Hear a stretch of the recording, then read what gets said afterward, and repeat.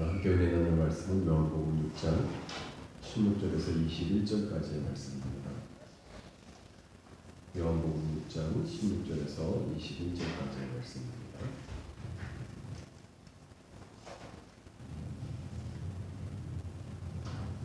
요한복음 6장 16절에서 21절까지의 말씀입니다. 몇 절 안 되는 구절이기 때문에 함께 합독으로 공독해보겠습니다. 요한복음 6장 16절에서 21절까지의 말씀을 한 목소리로 함께 공독해보겠습니다. 저물매 제자들이 바다에 내려가서 배를 타고 바다를 건너 가버나움으로 가는데 이미 어두웠고 예수는 아직 그들에게 오시지 아니하셨더니 큰 바람이 불어 파도가 일어나더라. 제자들이 노를 저어 10여리쯤 가다가 예수께서 바다 위로 걸어 배에 가까이 오심을 보고 두려워하거늘 이르시되 내니 두려워하지 말라 하신대 이에 기뻐서 배를 영접하니 배는 곧 그들이 이르렀더라. 아멘. 이 시간 함께 기도하기를 원하는데요. 여전히 코로나 바이러스로 우리나라는 물론 전 세계가 굉장히 혼란스럽고 어지러운 상황 가운데 있습니다. 이 시간 함께 기도하기를 원하는 것은 하나님 주님이 우리에게 예수의 이름을 허락해 주셨는데 예수의 이름을 의지하며 나아갈 때마다 이 땅을 덮고 있는 이 더러운 바이러스들이 떠나가는 역사가 나타날 수 있도록 그 바이러스로부터 우리를 지키시고 보호하시는 하나님의 은혜를 누릴 수 있도록 하나님 우리의 심령 안에 하나님의 평강이 있게 임하게 하여 주시고 이 어두운 세상 가운데 믿음으로 이 땅을 살아갈 때마다 승리를 허락해 주시는 능력의 손길 누릴 수 있도록 이 시간 우리를 찾아오신 살아계신 하나님을 만날 수 있도록 하나님 은혜를 허락하여 달라고 우리의 영안을 열어달라고 우리의 영이 깨어 온전한 마음으로 주의 말씀 앞에 설 수 있도록 은혜 베풀어 달라고 이 시간 함께 기도하며 나가길 원합니다. 주의 한 번에 주와 함께 기도하겠습니다. 주여 아버지 하나님 감사합니다. 아버지 이 시간 주의 은혜를 사모하여 주님을 예배하며 주의 말씀 앞에 섭니다. 아버지 더러운 영들 더러운 바이러스들이 떠나가는 역사가 일어나게 하시고 하나님이 우리에게 허락하신 예수의 이름을 의지할 때마다 아버지 능력의 손길로 우리의 심령을 붙들어 주셔서 살아계신 하나님의 이름이 영광을 되어지는 축복의 역사가 나타날 수 있도록 아버지 은혜를 허락하여 주옵소서. 우리의 영이 되어 주님을 찬양하게 하시고 아버지와 하나님의 이름을 부를 때마다 이곳에 성령의 임재가 누려질 수 있도록 우리의 삶을 통치하시고 아버지 다스리시는 인간 누엘의 하나님으로 다가오셔서 우리와 동행하시는 그 능력의 손길을 누릴 수 있도록 하나님 인도하여 주옵소서. 주님 바라볼 때마다 하나님의 능력의 손길을 누리게 하시고 아버지 주의 이름이 영화롭게 되어지는 축복의 역사가 나타날 수 있도록 하나님 은혜를 허락하여 주옵소서. 역사하여 주옵소서. 사랑의 주님 감사합니다. 오늘도 주의 은혜를 사모하여 주 앞에 나와 주님 예배합니다. 주의 말씀 앞에 섭니다. 우리의 심령 열어주셔서 살아계신 하나님의 놀라운 은혜가 우리의 심령 안에 충만하게 임하게 하시고 하나님의 이름이 영화롭게 되어지는 복된 시간으로 하나님 앞에 올려질 수 있도록 인도하여 주옵소서. 함께 하실 하나님의 은혜 기대하오며 모든 말씀 우리를 구원하신 주 예수 그리스도의 이름으로 감사드리오며 기도드렸습니다. 옆에 있는 지체들과 잠시 인사를 나누시면 감사하겠습니다. 예수님 부활하셨습니다. 부활하신 예수님이 당신을 사랑하십니다.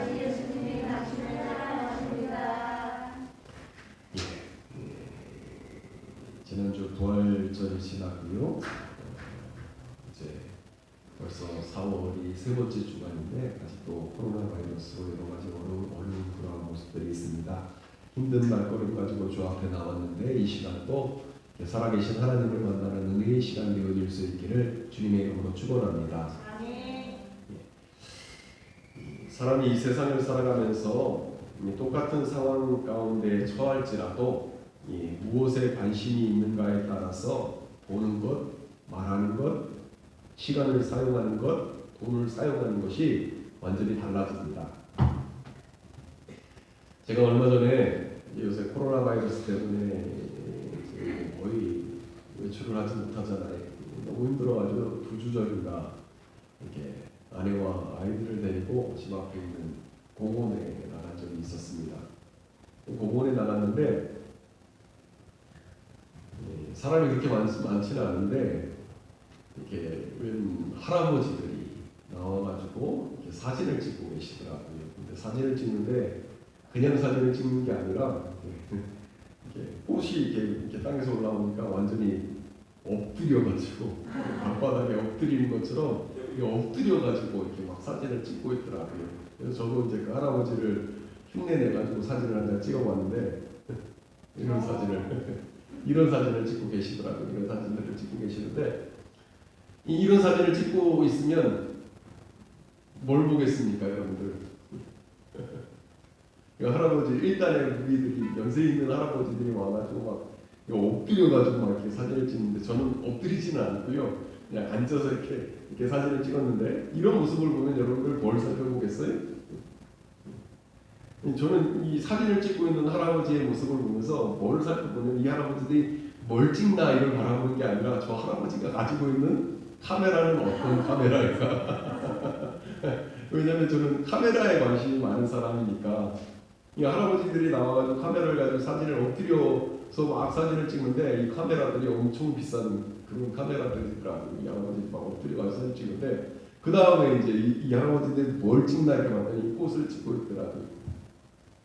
이 똑같은 상황 가운데서 똑같은 모습을 봐도요, 내가 관심을 가지고 있는 거에 따라서 이렇게 보는 것이 달라지고 생각하는 게 달라지고 말하는 게 달라지고 시간을 사용하는 게 달라지고 돈을 사용하는 것이 달라지는 그런 모습을 보게 되어집니다. 이런 모습에서만 나타나는 것이 아니라 신앙도 마찬가지입니다. 똑같이 하나님을 믿는 것 같아도 관심이 무엇이냐에 따라서 신앙생활하는 모습이 완전히 달라진다는 것을 목회를 하면서 발견하게 되어져요. 내 관심이 어디에 있느냐에 따라서 신앙생활하는 모습이 완전히 달라집니다. 결국에 두 부류로 나뉘어져요.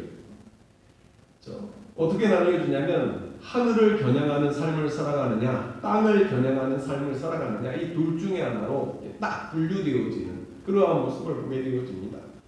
성경에 나오는 믿음의 선조들은요, 이 땅을 살아가면서 땅을 겨냥한 삶이 아니라 하늘을 겨냥한 삶을 살았던 사람이라는 것을 우리가 잘 알고 있습니다.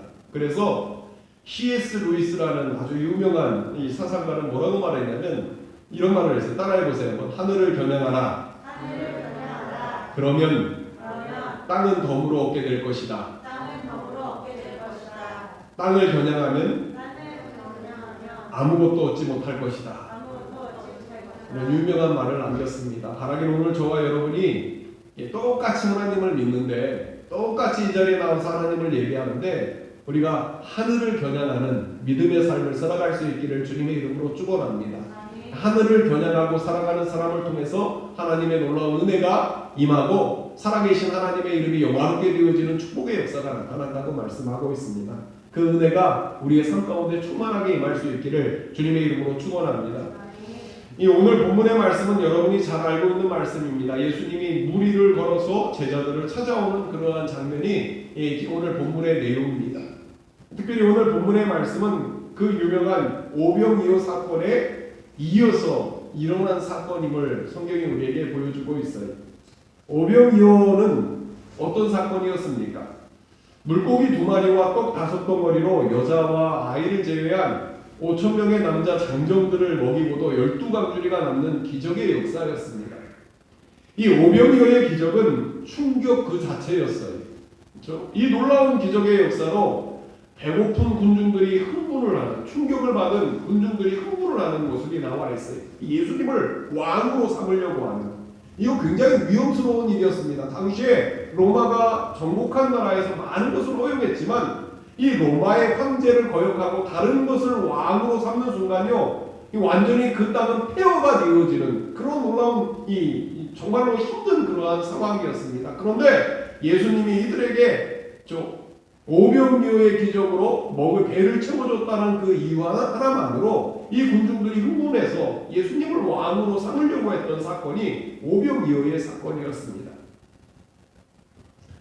그런데 예수님께서 이러한 군중들을 흩으셨어요. 그 이유가 무엇 때문이었습니까? 그 이유가 명확하게 나와 있는데 군중의 관심이 예수님이 아닌 빵이었기 때문에 이들의 배원을 채워주시는 그 빵에 관심을 가지고 있었기 때문에 예수님께서 이 군중들을 갖다 흩어버리는 기적을 보았지만 기적을 베푸신 분을 놓친 것입니다. 군중들은 예수님을 빵의 메시아로 보았기 때문에 예수님이 이 군중들을 흩어버리는 그러한 모습이 성경에 기록이 되어져 있어요. 그렇다면 제자들의 모습은 어떠했을 것 같습니까? 제자들도 처음에는 별반 다르지 않은 모습이었던 것 같습니다. 흥분에 빠져 있었습니다. 떡과 고기를 떼어 나누어 줄 때 얼마나 신이 났겠습니까? 지난 주간 여러분들이 하나님 앞에 올려드린 부활절 헌금을 가지고 제가 기분을 냈어요. 기분을 낸 게 아니라 그것을 갖다가 나누었습니다. 성경으로 다 나누었어요. 10분 만에 끝났습니다. 10분 만에 끝났어요. 선교사님들 두 분에게 보내고 한국에 들어와 있던 안식년 선교사님, 안식년으로 들어와 있는 선교사님 한 분, 또 월세까지 내지 못하는 우리 지방의 교회 목사님에게 순식간에 10분 만에 다 나누어 버렸어요. 근데 저는 그럴 때 너무나 마음에 기쁨이 있어요. 하나님이 내게 주신 것을 흘러내 보낼 때 기쁨이 있어요. 저 내 마음 안에 말할 수 없는 기쁨이 있습니다. 받는 분들도 너무나 감사하고 저는 흘러내 보내는 저도 굉장히 마음 가운데 큰 기쁨이 있었습니다. 오늘 말씀 가운데 나오는 제자들의 모습 가운데도 이 예수님이 기적을 일으키시는 물고기 2마리와 떡 5덩어리로 이 사람들에게 나눠주면서 그 마음 가운데 얼마나 큰 기쁨이 있었을까 그런 생각을 해봐요. 그들이 하나님의 역사를 드러내는 것은 아니지만 그들을 통해서 나누어주는 떡을 통해 가지고 물고기 2마리와 떡 5 얼마 되어지지 않는 건데 이것을 나눠주는데 기적의 역사가 일어날 때 이들의 마음 가운데 얼마나 큰 기쁨이 있었겠습니까? 그런데 오늘 말씀을 보면요, 가만히 이들의 마음을 살펴보면 이 제자들의 마음은 여기서 한 걸음 더 나아가고 있었다라는 것을 발견하게 되어져요. 뒤이어 나오는 여러 가지 말씀을 보면 백성들이 예수님을 왕으로 삼으려고 하는 모습을 본 제자들의 마음 가운데는 혹시 예수님이 왕이 된다면 우리가 한 자리를 차지할 수 있지 않을까라는 그러한 마음들이 이 제자들의 마음에 있었습니다. 어떻게 알 수 있습니까? 예수님이 십자가를 지시기 전에 십자가의 고난과 죽음에 대해서 가르치심에도 불구하고 제자들은 누가 예수님의 좌우에 설 것이냐라는 문제를 가지고 다투는 모습들이 수차례 반복해서 성경에 기록되어져 있는 이 제자들의 관심은 뭐냐면 제자들의 관심도 예수님을 통해서 내가 얼마나 높은 자리에 설 수 있을까라는 여기에 관심을 두고 예수님을 따르는 그러한 모습이 성경의 곳곳에 증거되어지고 있는 모습을 발견하게 되어집니다.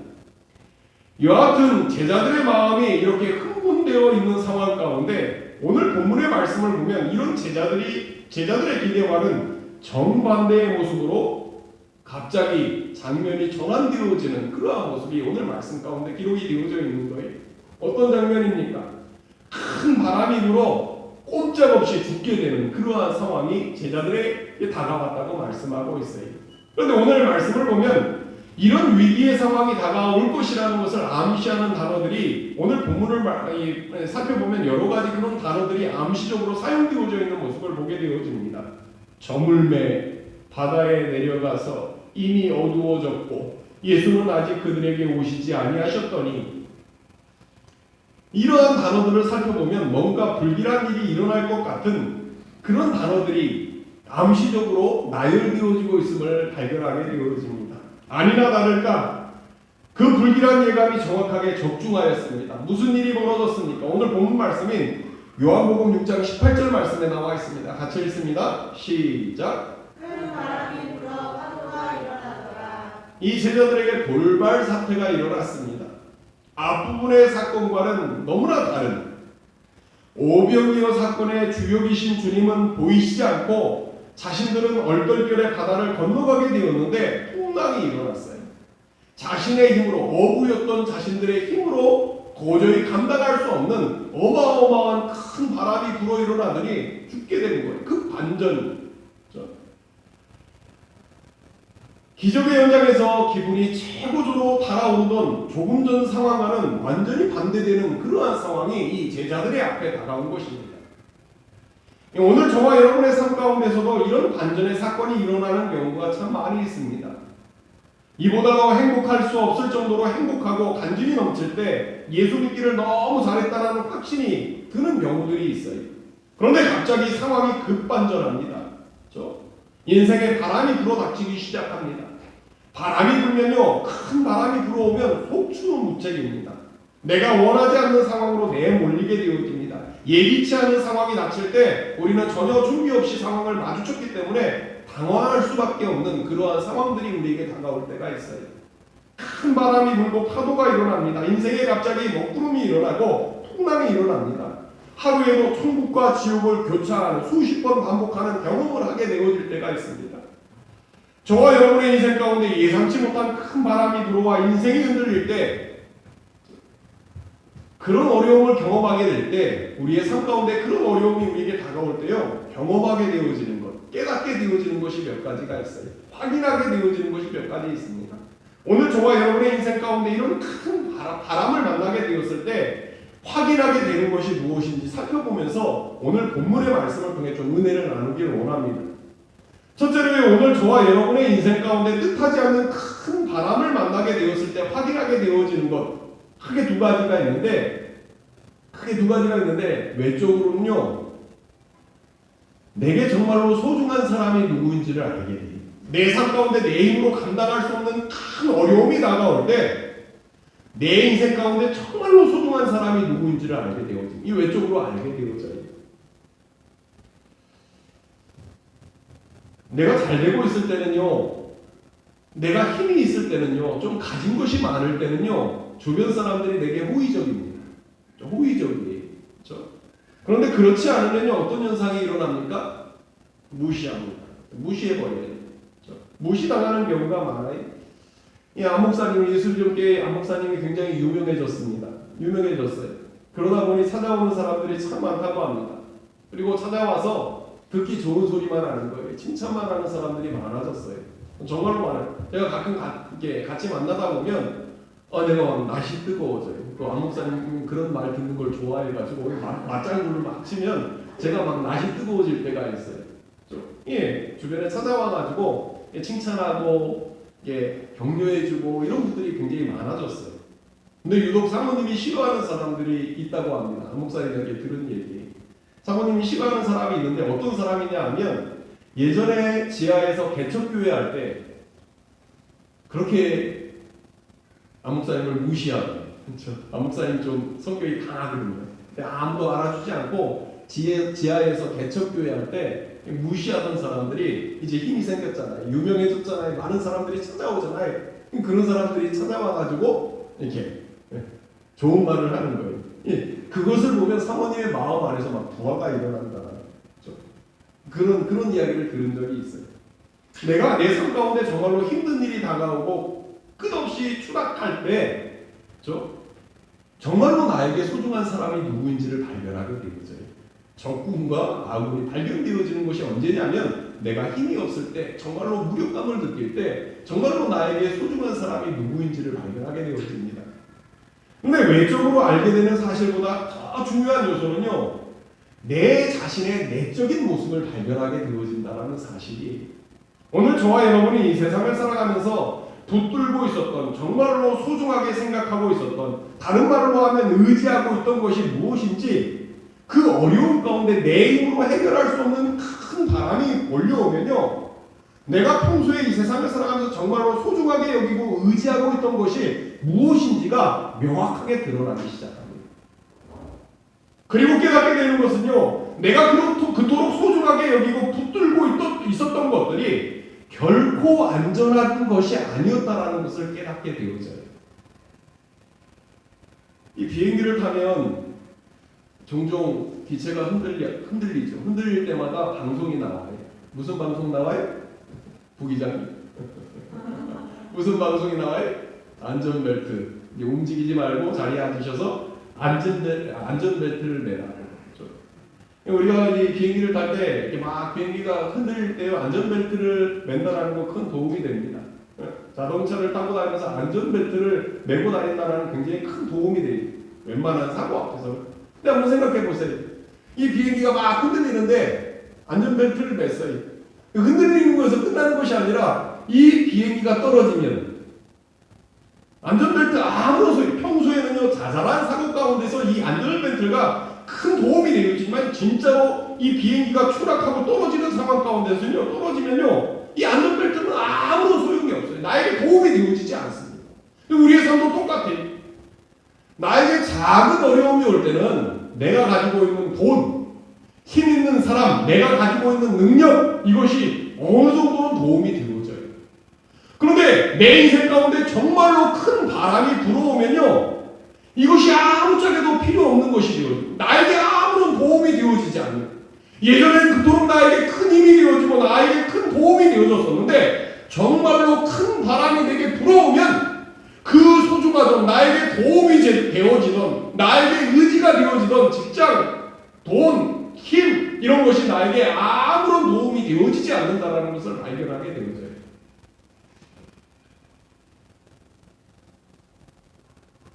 그럼에도 불구하고 오늘날 많은 사람들이 이런 것들을 붙들고 살아가는 경우가 얼마나 많이 있는지 몰라요. 그렇죠? 그런데 인생에 정말로 큰 바람이 불어오면 그동안 내가 의지하고 왔던 것들, 내가 소중하게 여기고 붙들고 왔던 것들이 얼마나 보잘것없는 것들이었는지를 갖다가 깨닫게 되어지는, 그리고 그 큰 바람을 통해서 온전히 하나님을 의지하는 것이 무엇인지를 배우게 되어지는 역사가 일어나게 되어진다는 말씀이, 그 큰 바람 앞에서 그동안 내가 의지하고 있던 이런 것들이 얼마나 보잘것없는 것들이고 내가 정말로 하나님을 어떤 모습으로 의지해야 하는지를 깨닫게 되어지는 역사가 큰 바람 앞에서 경험되어집니다. 저는 개인적으로 이 김동훈 목사님이라는 분을 참 좋아해요. 그래서 이제 시집 때로 글을 올리는 것들을 많이 보는데, 이분이 몇 년 전에 폐암 진단을 받고 은퇴를 하신 다음에 활동하다가 이 폐암 진단을 받고 수술을 하셨습니다. 지금도 치료하는 과정 가운데 있어요. 항암 치료도 하고 여러 가지 치료를 받고 있는 상황 가운데 있는데, 얼마 전에 이제 사모님도 수술을 하고 이제 힘든 상황이라고 하더라고요. 근데 이분이 페이스북에 쓴 글을 보니까 이분은 평생을 신앙생활하면서 목회를 하면서 부르짖는 기도를 해본 적이 없으시대요. 부르짖는 기도를 해보신 적이 없다. 목회를 하면서도 필요성은 알고 있었지만 그렇게 간절하게 부르짖어 기도한 일이 없었다고 합니다. 그래서 부목사를 뽑을 때 그렇게 부르짖어 기도할 줄 아는 부목사를 선택했대요. 왜? 성도들의 필요를 채워주기 위해서 간절하게 기도하는 거죠. 근데 이 폐암에 걸리고 난 후에 평생 동안 단 한 번도 해보지 않았던 그런 기도를 하게 되더라는 고백을 했죠. 폐암에 걸려가지고 이제 너무나 힘든 상황 가운데 하나님 앞에 부르짖는 간절한 기도를 하게 되더라는 그러한 고백을 하는 모습을 이 글로 보게 되었어요. 그래서 일본의 미우라 아야코라는 분이 이런 고백을 했습니다. 병들지 않고서는 드리지 못할 기도가 따로 있습니다. 병들지 않고서는 믿을 수 없는 기적이 따로 있습니다. 병들지 않고서는 들을 수 없는 말씀이 따로 있습니다. 병들지 않고서는 가까이 갈 수 없는 성소가 따로 있습니다. 병들지 않고서는 우러러볼 수 없는 얼굴이 따로 있습니다. 병들지 않고서는 나는 인간이 될 수조차도 없었습니다. 이런 고백을 했더라고요. 우리의 삶은 종종, 우리가 이 땅을 살아가다 보면 우리의 삶은 종종 무엇인가에 흔들릴 때가 있어요. 큰 바람 때문에, 외부에서 오는 고통 때문에 우리의 삶이 흔들릴 때가 있습니다.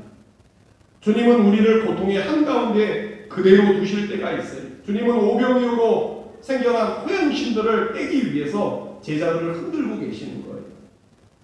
십자가 없는 성공을 꿈꾸지 못하도록 우리에게 고난을 보내실 때가 있다는 말씀입니다.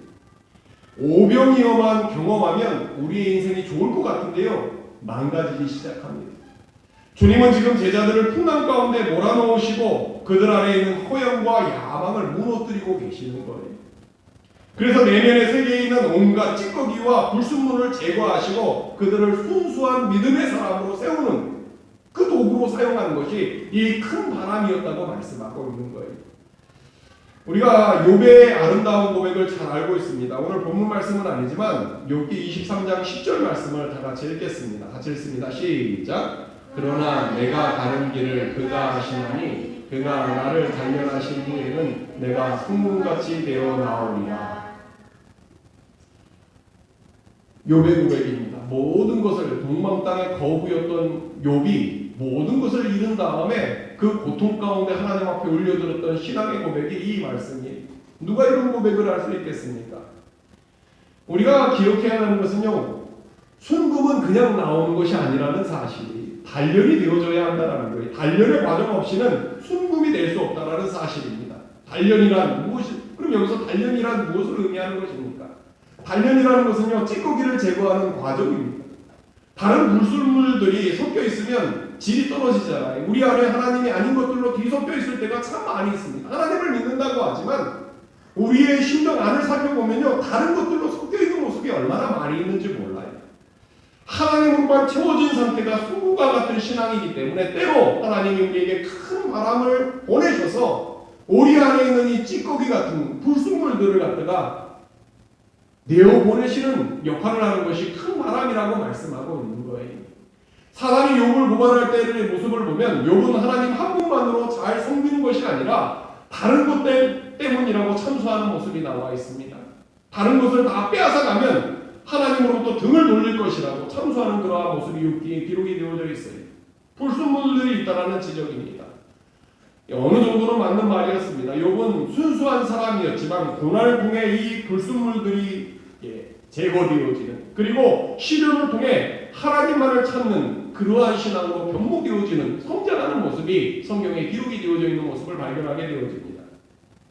오늘 저와 여러분에게도 이런 불순물들이 많이 있습니다.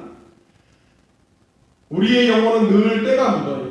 그렇기 때문에 고난은 하나님의 사람을 만들어가는 유용한 재료가 되어진다고 말씀하고 있는 거예요. 그래서 시편 119편 71절 말씀을 보면 한번 같이 읽겠습니다. 같이 읽습니다. 시작. 고난당한 것이 내게 유익이라 이로 말미암아 내가 주의 율례들을 배우게 되었나이다. 아멘. 이 참 아멘하기 어려운 말씀입니다. 고난을 통해 우리 주의 율례를 배운다라고 말씀하고 있습니다. 단순히 하나님의 말씀을 공부하는 것만으로 주의 율례를 배우는 것이 아니라고 말씀하고 있어요. 만약에 성경 공부를 통해서 성경을 배울 수 있다면, 하나님의 말씀을 배울 수 있다면 그 같은 사람이 얼마나 많이 있겠습니까? 우리 몸에 말씀이 육신이 되게 하는 것은 고난이라고 말씀하고 있는 거예요. 내가 배웠던 말씀이 내가 머리로 배웠던 그 하나님의 말씀을 진짜로 배우는 것은 무엇이냐면 고난이 내게 다가올 때 그 말씀을 진짜로 배우게 되어진다고 말씀하고 있는 거예요. 사람은요, 이 땅을 사람은 실패보다 성공을 통해 더 많이 배웁니다. 그런데 실패보다 성공을 더 원해요. 그러나 성공보다 실패를 얻는 것이 훨씬 더 많습니다. 그 이유가 무엇 때문입니까? 실패라는 고난을 통해 저와 여러분이 더욱더 성장하게 되고 실패의 고통은 삶의 깊이를 더해주기 때문이라고 말씀하고 있는 거예요. 내가 누구인지, 내가 무엇을 위해 살고 있는지 그것을 명확하게 깨닫게 만들어지는 것이 고난이라고 말씀하고 있는 거예요. 오병이어의 기적과 같은 순간에는 배울 수 없는 것들이 참 많이 있습니다. 성공의 순간에는 놓치는 것이 참 많이 있어요. 오병이어 사건에 있을 때는 군중들이든 제자들이든 예수님을 정확하게 바라보지 못했습니다. 그러나 이들에게 고난이 다가왔을 때 큰 바람을 통해 무너지는 것이 아니라 겸손해져서 살아계신 하나님을 만나는 믿음의 사람이 될 수 있었다고 말씀하고 있습니다. 바라기는 고난 앞에 무너지는 것이 아니라 살아계신 하나님을 만나는 은혜의 역사를 누릴 수 있기를 주님의 이름으로 축원합니다. 둘째로, 그럼 오늘 저와 여러분의 인생 가운데 큰 바람이 불어오는 고통의 상황을 통해서 더 깊은 믿음의 사람이 되기 위해서 어떻게 해야 되겠습니까? 그 방법이 오늘 본 말씀인 요한복음 6장 19절 말씀에 나와 있습니다. 같이 읽습니다. 시작. 제자들이 물을 저어 시려를 가다가 예수께서 바다 위로 걸어 배에 가까이 오시는 보고 두려워하거늘. 아멘. 오늘 말씀을 보니까 제자들이 노를 저어 심려리쯤 갔다고 말씀하고 있습니다. 제자들이 어디를 향하고 있었습니까? 오늘 말씀을 보면 예수님의 말씀을 따라 오병이어의 기적의 사건이 있었던 벳세다를 떠나서 예수님께서 명하신 가버나움으로 가고 있는 그러한 상황이었습니다. 그럼 벳세다라는 장소는 어떤 장소였습니까? 오병이어의 기적 후 사람들은 예수님을 억지로 붙잡아서 자신들의 왕으로 삼으려고 했던 장소가 벳세다라는 지역이었어요. 그런데 예수님은 어떻게 반응하셨어요? 이들을 흩으신 다음에 이들을 피해서 숨으셨다고, 산으로 올라가셨다고 말씀하고 있습니다. 그리고 제자들에게는 이 베세다를 떠나서 가버나움으로 갈 것을 명하셨습니다. 아마도 이 제자들은요, 가버나움으로 가고 싶은 마음이 없지 않았을까라는 생각을 해봐요. 왜냐하면 이 베세다라는 장소는 환호의 장소였고 예수님을 왕으로 삼으려고 했던 그러한 장소였기 때문에 그렇습니다.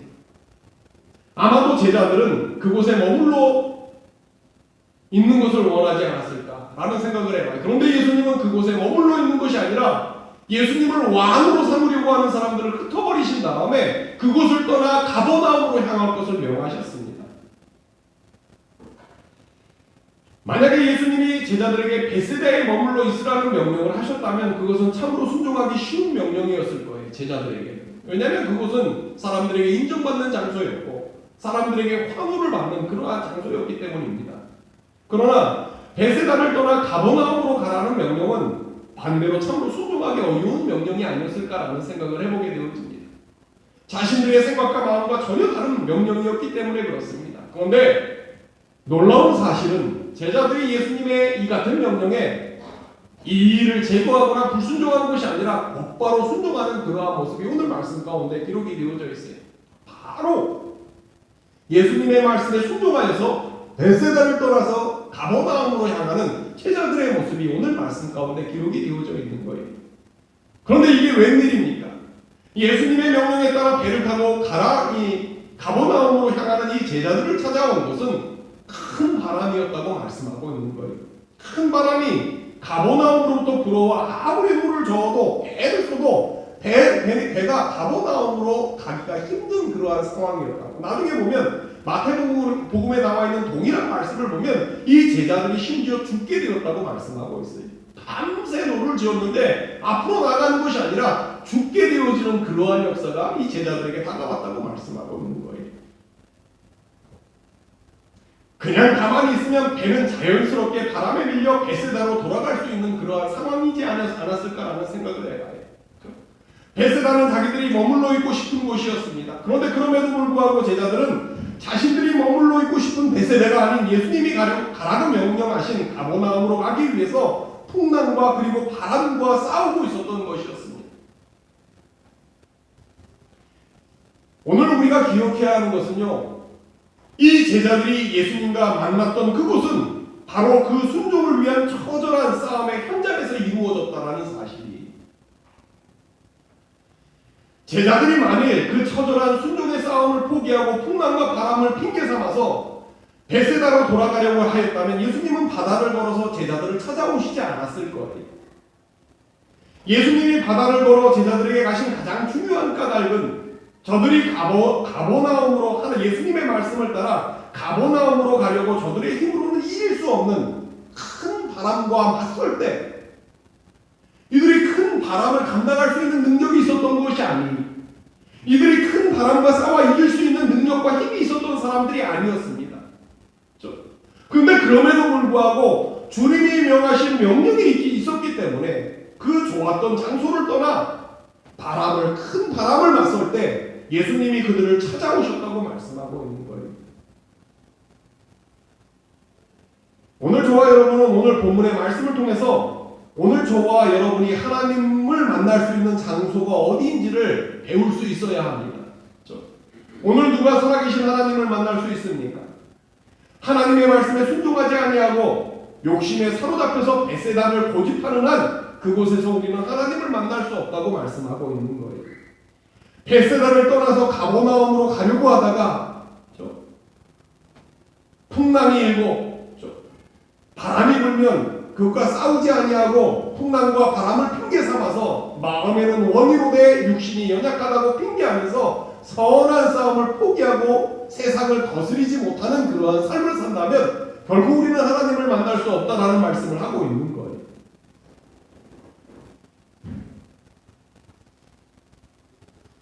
우리가 이 땅을 살아가면서 만나는, 믿음을 가지고 이 땅을 살아가다 만나는 큰 바람은요, 우리의 힘으로 이길 수 있는 것들이 아니라고 말씀하고 있어요.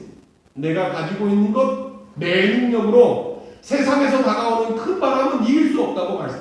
그런데 그럼에도 불구하고 포기하지 않고 하나님의 말씀 때문에 내가 이길 수 없는 큰 바람임에도 불구하고 주님의 말씀을 지키기 위해서 그 말씀을 따라 세상의 큰 바람을 맞서면 하나님께서 우리를 만나시기 위해서 찾아오시는 하나님이라고 말씀하고 있는 거예요. 바라기는 우리가 믿음으로 이 땅을 살아가다가 만나게 되는 큰 바람 앞에 굴복하는 것이 아니라 믿음으로 그 큰 바람과 맞설 수 있기를 주님의 이름으로 축원합니다. 우리 힘으로는 그 큰 바람을 이길 수 없지만 주의 말씀을 따라 그 큰 바람을 맞서면 주님께서 우리를 찾아오실 것이고 그 하나님을 만나게 되므로 승리의 역사가 우리에게 임한다고 말씀하고 있는 거예요. 우리의 삶의 현장 가운데 큰 바람이 몰려오고 있잖아요. 직장이라는 또 코로나 바이러스라는 여러 가지 삶의 현상 가운데 큰 바람이 몰려오고 있는 이 상황 가운데 적당히 타협하며 이 땅을 살아가는 것이 아니라 하나님의 말씀을 붙들고 맞설 때마다 우리를 찾아오신 살아계신 하나님을 만나는 축복의 역사를 누릴 수 있기를 주님의 이름으로 축원합니다. 마지막으로 오늘 저와 여러분의 삶 가운데 이런 우리를 찾아오신 하나님을 만나게 되면 나타나는 삶의 결과가 무엇입니까? 그 모습이 오늘 본문 말씀인 요한복음 6장 21절 말씀에 나와 있습니다. 같이 읽습니다. 시작. 이에 기뻐서 배로 영접하니 배는 곧 그들이 가려던 땅에 이르렀더라. 아멘. 마태복음 말씀을 보면 똑같은 본문을 보면 예수님께서 찾아오신 예수님께서 풍랑을 잔잔케 만드시는 하나님의 은혜가 임하고 오늘 말씀을 보면 그 예수님을 영접했을 때 제자들의 마음 가운데 있는 두려움이 사라지고 기쁨이 임했다고 말씀하고 있습니다. 뿐만 아니라 그들이 가려고 했던 예수님이 명령하셨던 그 가버나움에 도착하게 되어졌다고 말씀하고 있는 거예요. 그렇기 때문에 오늘 저와 여러분이 이 세상을 살아가면서 그 무엇보다도 중요한 것은 우리의 삶의 현장 가운데서도 살아계신 하나님을 만나는 모습이 중요하다고 말씀하고 있는 거예요. 오늘 저와 여러분이 이 세상을 살아가면서 반드시 기도해야 하는 기도 제목 가운데 하나는 이 만남의 축복입니다. 만남의 축복. 이 만남의 축복은 정말로 중요합니다. 제가 아이들을 위해서 기도할 때마다 이 만남의 축복을 위해서 기도해요. 좋은 친구를 만나게 해달라고, 좋은 스승을 만나게 해달라고, 그리고 좋은 배필을 만나게 해달라고 기도합니다. 이 좋은 친구를 만나는 것 큰 축복입니다. 좋은 스승과 영적인 지도자를 만나는 것 축복입니다. 좋은 배필을 만나는 것 굉장히 큰 축복입니다. 아무리 내가 많은 것을 가지고 있어도요, 이런 만남이 틀어져 버리면 우리의 삶이 행복한 삶이 되어지지 않아요. 친구 하나 잘못 만나면요, 모든 것이 틀어져 버려요. 결혼 하나 잘못해버리면요, 그렇게 잘 살던 그리고 유망한 삶을 살아가던 사람들도 결혼 한번 잘못하면 다 무너져 버리는 그러한 모습들이 주변에 얼마나 많이 있어요. 좋은 만남을 만난다는 건 굉장히 중요합니다. 자녀들을 위해서 기도할 때 이 좋은 만남을 위해서 기도하는 거 굉장히 중요합니다. 근데 우리가 기억해야 하는 것은요, 때로 우리가 이 땅을 살아가다가 보면 잘못된 만남이 우리의 삶을 힘들게 만들 때가 있어요. 친구를 잘못 만나서, 선생님을 잘못 만나서, 배우자를 잘못 만나서 우리의 삶이 너무너무 힘들어질 때가 있어요. 근데 우리에게는 기회가 있어요. 이 잘못된 만남을 회복시켜주시는 놀라운 은혜가 어디에서 임하냐면요, 우리가 하나님을 만날 때 내 잘못된 만남까지도 사용하셔서 축복으로 전환시켜주시는 하나님, 그 하나님과의 만남을 통해서 그 은혜가 우리의 삶 가운데 임하기 때문에 이 땅을 살아가면서 그 어떤 만남보다 중요한 만남은 하나님과의 만남입니다. 바라기는 날마다의 삶 가운데 여러분들의 삶 가운데 이 하나님을 만나는 축복의 역사를 누릴 수 있기를 주님의 이름으로 축원합니다. 특별히 성경을 보면요, 이 만남의 축복을 누렸던 사람들의 이야기, 이 하나님과의 만남을 누렸던 사람들의 이야기가 성경의 이야기입니다.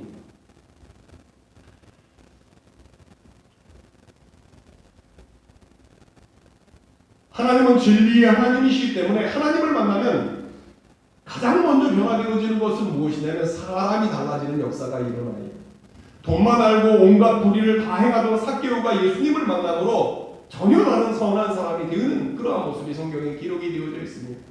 흉악한 십자가의 강도가 천국에 들어가게 하고도 남을 수 있는 사람으로 순식간에 변화되어지는 역사가 예수님을 만남으로 이게 이루어지는 그러한 모습이 성경에 기록이 되어져 있습니다. 그뿐만입니까? 우리가 하나님을 만나면요, 약한 사람이 강한 사람 되어지는 축복의 역사가 일어난다고 말씀하고 있습니다. 하나님은 천지를 창조하신 전능하신 하나님이시기 때문에 그 전능하신 하나님을 만난 사람들은 누구를 막론하고 힘 있는 능력 있는 사람으로 바뀌어지는 그런 모습이 성경에 나와있죠. 어린 다윗이 골리앗을 이길 수 있는 힘과 능력을 가질 수 있게 된 것도 믿음으로 하나님을 만났기 때문이었습니다. 비겁하게 예수님을 배신하고 도망하며 예수님을 부인하였던 베드로와 제자들이 오순절날 성령 강림으로 말미암아 온전한 하나님과의 만남을 이룬 후에 주님을 위해서 목숨을 내어버리는 순교자의 반열에 올라가는 모습들이 성경에 기록이 되어져 있습니다. 하나님을 만나면 인생이 바뀌어지는 역사가 일어난다고 말씀하고 있는 거예요. 어두운 삶은 빛의 삶으로, 절망적인 인생은 소망적인 인생으로 바뀌게 되어진다고 말씀하고 있는 거예요. 그래서 예수님을 만난 사람들은 언제나 밝은 세상을 노래해요. 찬송가 493장 말씀을 보면 493장을 보면 하늘 가는 밝은 길이라는 제목의 찬송이 있습니다. 가사를 읽어드릴게요. 하늘 가는 밝은 길이 내 앞에 있으니 슬픈 일을 많이 보고 늘 고생하여도 하늘 영광 밝음이 어두운 그늘 해치니 예수 공로 의지하여 항상 빛을 보도다. 밝은 세상에서 빛을 보는 것이 아니라고 말씀하고 있어요. 어두운 세상에서 빛을 보게 되어진다고. 누가요? 예수님을 만난 사람이죠. 세상이 밝기 때문에 인생이 밝아지는 것이 아니라 세상과 상관없이 빛 대신 하나님을 만남으로 우리의 인생이 밝아지게 되어진다고 말씀하고 있는 거예요. 다윗을 생각해 보세요. 그는요, 왕에게 쫓김을 받는 인생이었잖아요. 어두운 인생이 되어질 수밖에 없는, 두려움 가운데 벌벌 떨려 있다면 살아갈 수 없는 사람이 밖에 없는 그러한 사람이었음에도 불구하고 그가 하나님을 만났을 때 어떤 현상이 일어납니까? 같이 읽습니다. 시작. 여호와는 나의 목자시니 내게 부족함이 없으리로다. 그가 나를 푸른 초장에 누이시며 잔잔한 물가로 나를 인도하시는도다. 두려움 가운데 떨 수밖에 없는 다윗이 하나님을 만나니 그의 마음 가운데 하나님의 평강이 임했다고 고백하고 있잖아요. 왜요? 하나님이 나의 목자 되셨기 때문에. 오늘 우리의 삶도 마찬가지. 저와 여러분들이 이 땅을 살아가다 큰 바람이 불어올 때 하나님을 만나면요, 우리의 마음 가운데 평강이 오고 그 큰 바람을 잔잔케 하시는 하나님의 은혜를 누리게 되어지고 또 주님이 명하신 하나님의 말씀이 우리의 삶 가운데 성취되어지는 역사가 일어난다고 말씀하고 있는 거예요. 바라기는 우리가 이 땅을 살아가면서 그 하나님을 만날 때마다 놀라운 은혜가 축복이 저와 여러분들의 삶 가운데 누려질 수 있기를 주님의 이름으로 축원합니다. 이 코로나 바이러스라는 큰 바람이 우리에게 불어왔습니다. 전문가들에 의하면 이제 이 세상은 코로나 바이러스 이전과 이후의 삶으로 다닐 것이라고 비관적인 전망을 내놓고 있습니다. 무슨 말입니까? 코로나 이전의 삶으로 돌아갈 수 없게 될 것이라는 비관적인 전망이에요. 근데 그럼에도 불구하고 오늘 저와 여러분이 소망을 노래할 수 있는 이유는 무엇 때문입니까? 그 이유는 하나님이 저와 여러분과 함께 하시기 때문입니다. 바라기 오늘 저와 여러분이 이런 큰 바람으로 말미암아 고통의 상황 가운데 살아계신 하나님을 만나고 그 하나님이 허락해 주시는 평강을 누릴 수 있기를 주님의 이름으로 축원합니다. 말씀을 정리합니다. 오늘 본문의 말씀은 오병이어의 기적 이후에 예수님의 명령에 따라 가버나움으로 가다가 큰 바람을 만나는 제자들에 대한 말씀을 통해서 은혜를 나누었어요. 첫째로 오늘 저와 여러분의 인생을 흔들어 놓는 큰 바람이 불어올 때 깨닫게 되는 것이 있다고 말씀을 드렸습니다. 내가 정말로 소중하게 여기고 의지하던 것들이 얼마나 보잘것없는 것인지를 깨닫게 된다고 말씀을 드렸어요. 그리고 그 큰 바람을 극복하기 위해서는 살아계신 하나님을 만나야 한다고 말씀을 드렸습니다. 둘째로 큰 바람을 만난 삶의 현장에서 살아계신 하나님을 만나기 위해서는 내 욕심을 따라 살아가는 것이 아니라 하나님의 말씀을 따라 세상을 거스르는 삶을 살아갈 때 그 하나님을 만나게 되어진다고 말씀을 드렸습니다. 마지막으로 큰 바람이 부는 삶의 현장에서 살아계신 하나님을 만나면 큰 바람이 잠잠해지고 저와 여러분이 변화되어지고 주님이 우리에게 주신 언약의 말씀이 성취되어지는 역사가 이루어진다고 말씀을 드렸습니다. 오늘 저와 여러분의 삶의 현장 가운데 큰 바람이 불고 있습니다. 그 바람 앞에 무너지는 것이 아니라 더 큰 하나님의 은혜를 누리는 믿음의 사람들로 세워질 수 있기를 주님의 이름으로 축원합니다.